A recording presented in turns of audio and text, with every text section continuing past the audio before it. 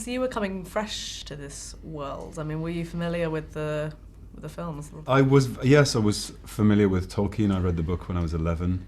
And then I went on to read Lord of the Rings, which I think is exactly Tolkien's intention. He sort of leads you into the next book, and then became a massive fan of Peter's trilogy. So the opportunity to come and work on The Hobbit with him was so exciting. And what was the atmosphere like on set? I mean, it sounds very much, because it's the same people who did Lord of the Rings or the King Crew. I mean, that's right. They knew each other so well. It was a very well-oiled machine. I mean, it was great. There was a real sense of family and camaraderie with the actors, of course, but with the crew as well. I mean, we got to know them so quickly, and they knew each other as well. And there was a great bond we made with them very early that helped us. I know, but what's astonishing about it is a crew of like hundreds of people. Hundreds. Yeah, it felt like a family.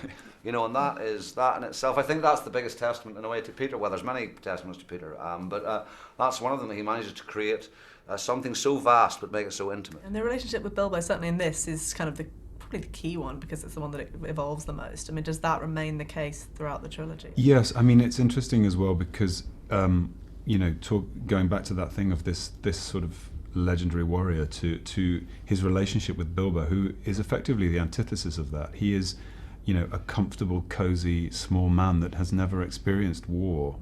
And I think that initially Thorin is very dismissive of that figure, but nevertheless is profoundly changed by him, by his experience of bringing him on the quest, and their relationship becomes much closer in the subsequent two films, and ultimately explodes into something pretty awful by the end of the third film, which is very much what Tolkien described in the book. Well, I think one of the challenges for the first film was to kind of create these characters.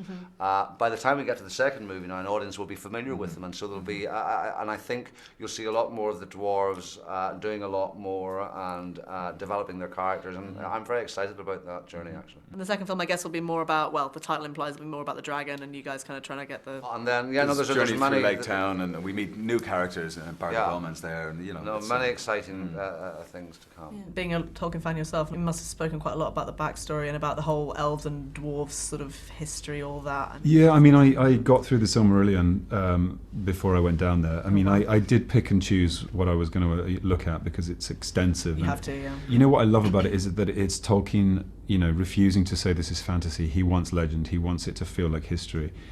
So you go there and you look for your character and you look for the roots of your race, which I did for Thorin and the dwarves.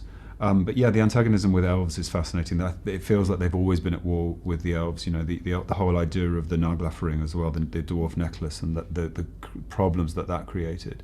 But on a personal level, the antagonism between Thorin and Thranduil as well, because of when they were fleeing Erebor in such devastation, and the wood elves turned away and didn't fight for them. And that storyline is really picked up in the second film. And what do you think it is about Peter's approach to this world that has served him so well? I mean, and all three of them. He loves Tolkien. He loves the characters. He trusts his actors. He's very collaborative. He's very laid back.